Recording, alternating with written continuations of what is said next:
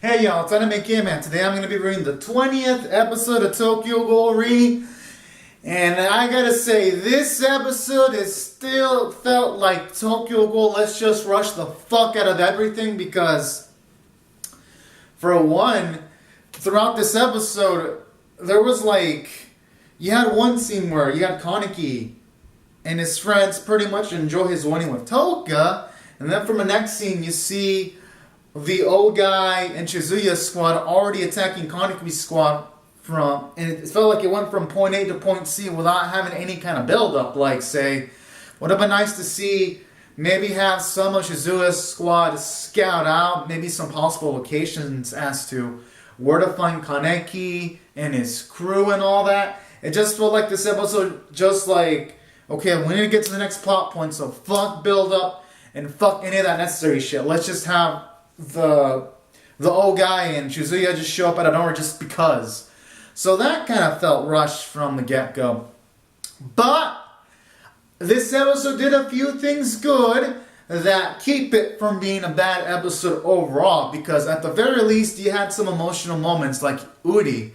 Again, if there's anything that Tokyo Ghoul did right, it was the introduction of Uri, Psycho, and Shirazu, because those are the only three characters that have been introduced that have been likable from Tokyo Ghoul, and Shirazu and Uri are the only two that have had any substantial amount of character development.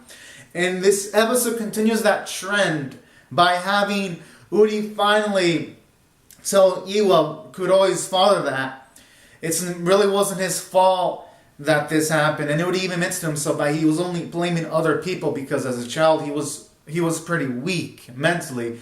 And I like that kind of stuff on Uri sizing up his own weaknesses. It makes him a more fleshed out and fuller character.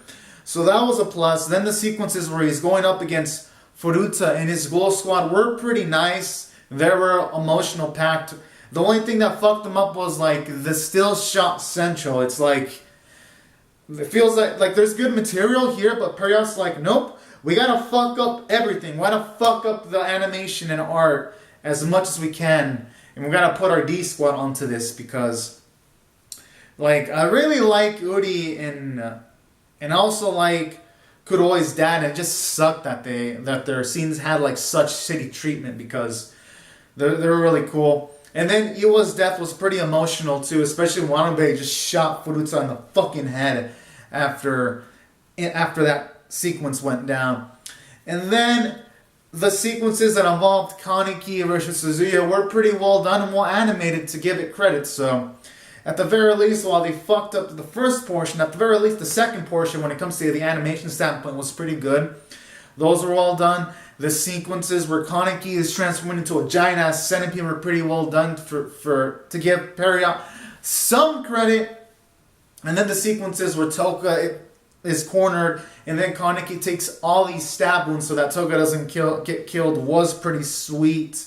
And then when you have his inner Kaneki's tell him if he can at least crawl then keep on fighting, those sequences were nice. And then when he transformed into this giant centipede and killed all these Ogai by himself, and then he's turned into a centipede climbing on this building.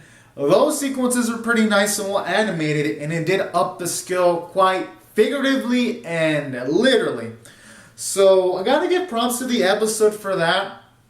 And at the same time, it was nice to see during some of the fight scenes, some of Kaneki's crew like Shu and Nishiki had one of Shizuya's men pinned down, but they let him go because they're this is part of our Kings of Deals. And that was nice to see that kind of bit of character development for some of Kaneki's squad. So all in all, even though there were a few downsides in this episode, the positives slightly outweighed the negatives at the very least. Oh, and another thing I forgot to mention. It also felt rushed because you had Uri and Iwa go confront Furuta, but you would think that Uri would have brought a bit of backup. Maybe Psycho and a few more of the Quinkies with them and all that. Some of the squad. But it was just him and Iwa, so it's yeah, it just feels like the writers don't think this shit through. They should have at least had a sequence explaining why some of Uri's allies couldn't help him out, at the very least, right? But, I'm not going to complain too much. I'll just wait and see next week. And if I see next week they don't acknowledge that, then I'll complain about it.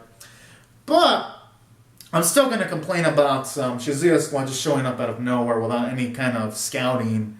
That, I can't let it fly too much. And then the still shots at the beginning of the episode just made the first part of the episode feel slow. But other than that, I'm going to rate this episode a 6 out of 10 because it still had emotional moments and the music was well placed at the very least. So anyways, guys and girls, these are my thoughts on the episode. Comment out your thoughts on the episode below in the comment section. Rate the video, subscribe if you want to see more Tokyo Ghoul reviews or reactions or any other type of videos, content I do. And I'll see you guys next week if you just watch Tokyo Ghoul re-reviews. Bye-bye.